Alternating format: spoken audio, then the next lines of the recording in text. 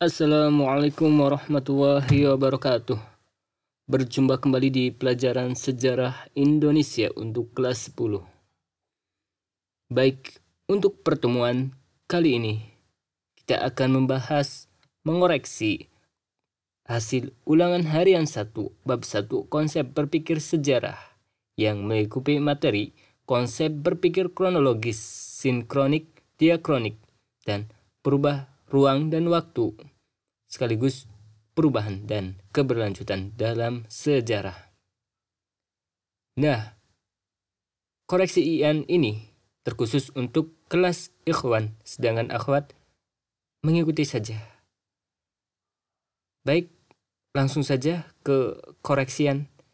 Nah, pada koreksian ini hanya akan dibahas pilganya saja.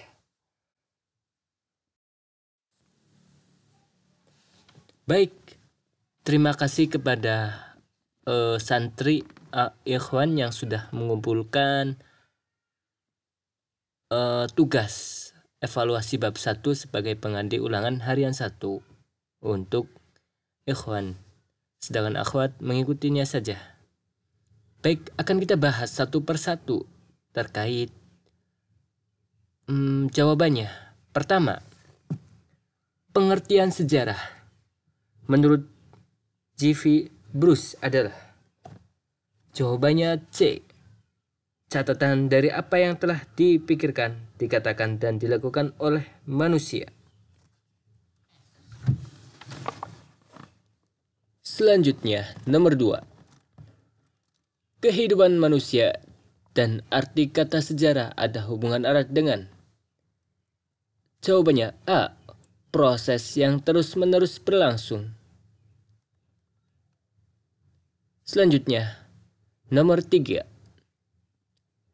Objek sejarah yaitu perubahan atau perkembangan aktivitas manusia dalam titik-titik. Jawabannya A. Dimensi waktu.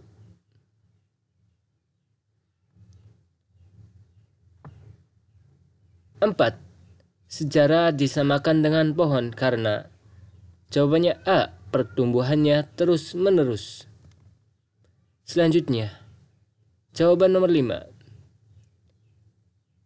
Nomor 5, sejarah ditempatkan sebagai fakta, kejadian, dan kenyataan yang benar-benar terjadi pada masa lampau. Histori realita adalah ruang lingkup sejarah sebagai peristiwa. A. Jawabannya. Selanjutnya nomor 6. Untuk mengungkap kehidupan manusia masa lampau, sejarah telah memformulasikan dalam 5 pertanyaan, yang salah satunya ialah how, yakni menunjuk pada proses terjadinya peristiwa sejarah. C. Selanjutnya nomor 7. Catatan tentang tahun terjadinya suatu peristiwa sejarah biasa disebut dengan kronik.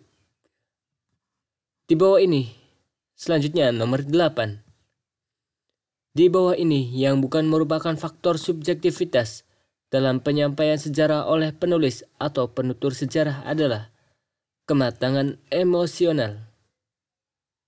B. Selanjutnya nomor 9.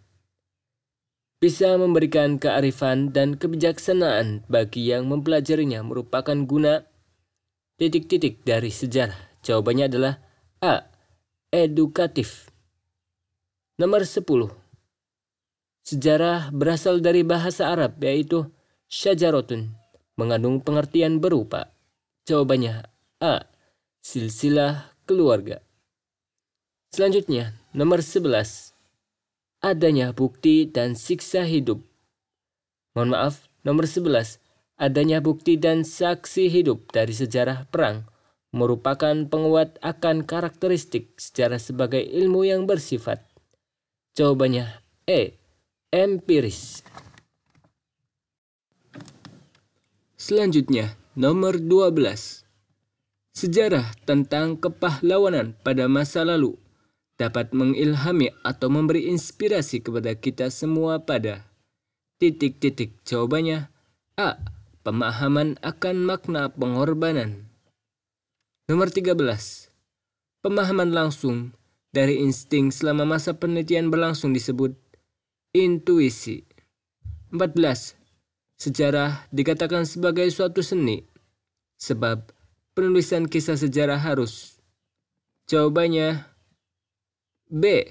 Kreatif dalam menulis kisah sejarah. Nomor 15.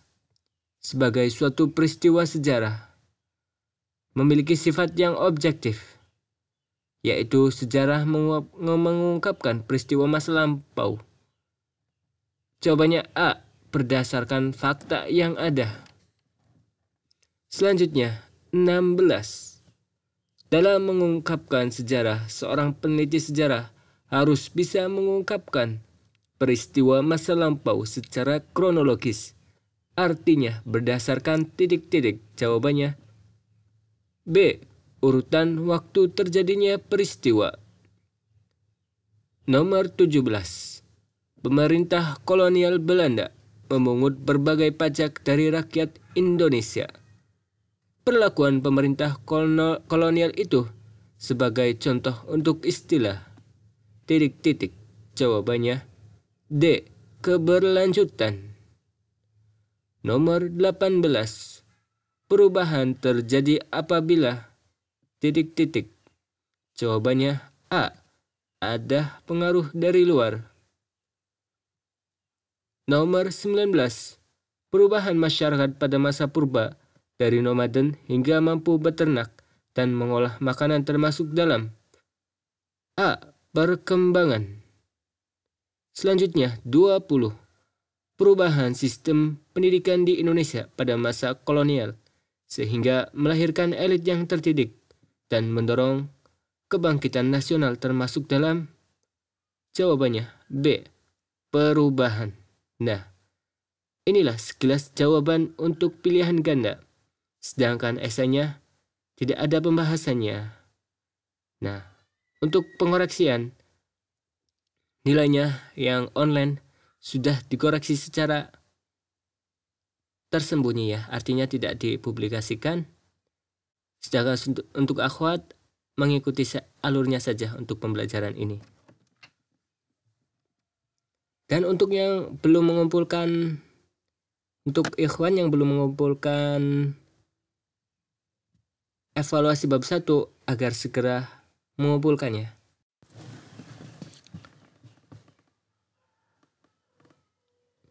Baik, saya rasa untuk pembahasannya cukup sekian saja. Nah, untuk pertemuan minggu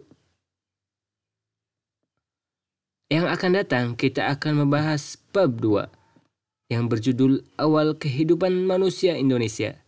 Di antaranya kita akan membahas manusia purba asal-usul nenek moyang bangsa Indonesia, corak kehidupan masyarakat praaksara, hasil-hasil budaya masa praaksara, dan nilai-nilai budaya bangsa masyarakat praaksara. Terima kasih. Wassalamualaikum warahmatullahi wabarakatuh.